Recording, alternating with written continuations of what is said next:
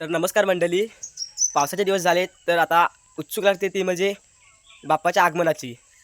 तर आता हा माझा मित्र खूपच दिवसांनी म्हणत होता की गणपती बघायला जाऊया म्हणून।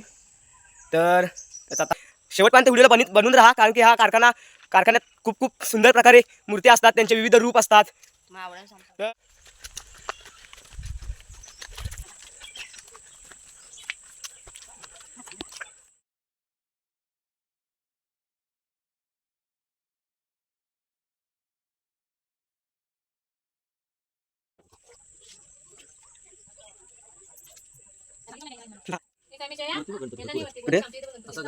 तर मंडळी आता आम्ही दुसऱ्या घरात जातोय।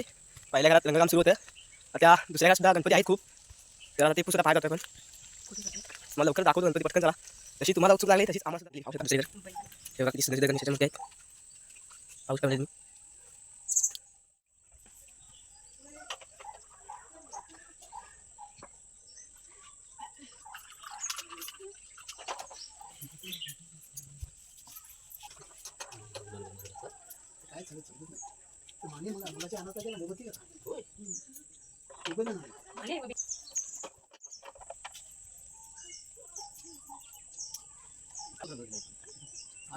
गणपती रंगकाम सुरू होते, तर आता भरपूर गणपती रंगवायचे बाकी आहेत। तर काकाने सांगितले आम्हाला की आतमध्ये गणपती रंगवले आहेत, ते आता ते सुद्धा आम्ही बघायला जातोय। तर चला दाखवतो तुम्हाला ते। हे पहा मंडळी किती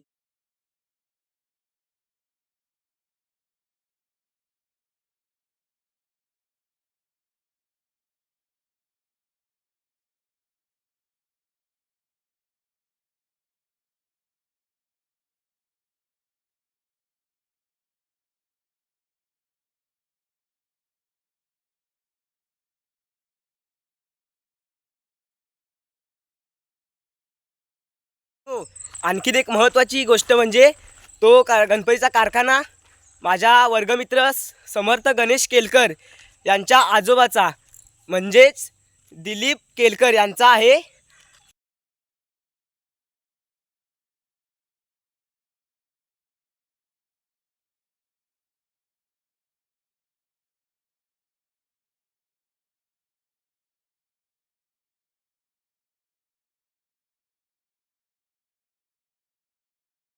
तर आता काका या कारखान्याबद्दल काही थोडी माहिती देतील, तर ती पुढील प्रमाणे पहा। किती सालात कारखाना सुरू केला? तरी पण आता मी सातवीने सोडली तेव्हा काहीतरी 72 साल होत असेल.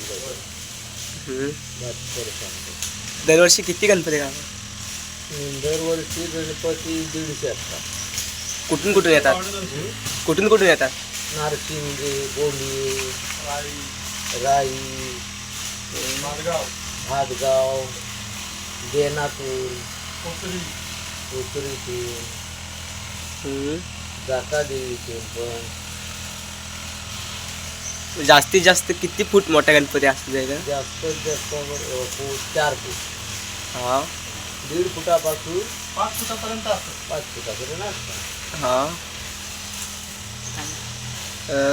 कला केंद्राचं नाव काय ते? माझं मेन कलाकार मी दिलीप नारायण केळकर. हां, माझा पोरगा गणेश दिलीप केळकर.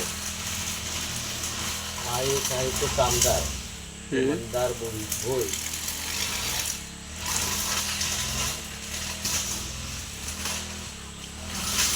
कारखान्याचं नाव काय? गणेश चित्रशाळा. धन्यवाद धन्यवाद। आणि खूप छान पद्धतीने या कारखान्याची माहिती दिली आहे। तर तुम्हाला सुद्धा काही गणपती आणायचे असतील, म्हणजे काय आता बुक करायचे असतील, तर जास्त लांब न जाता राई या गावी गणेश कला केंद्र राई या कारखान्याला भेट देऊन अवश्य मूर्ती बुक करू शकता। इथे चिनी माती तुमच्या आवडीप्रमाणे जे काही रूप पाहिजे जसे काही नंदी गणपती, आणखीन कृष्ण गणपती, शंकर गणपती, मल्हार गणपती असे विविध रूप ते दाखवतात गणपतींचे।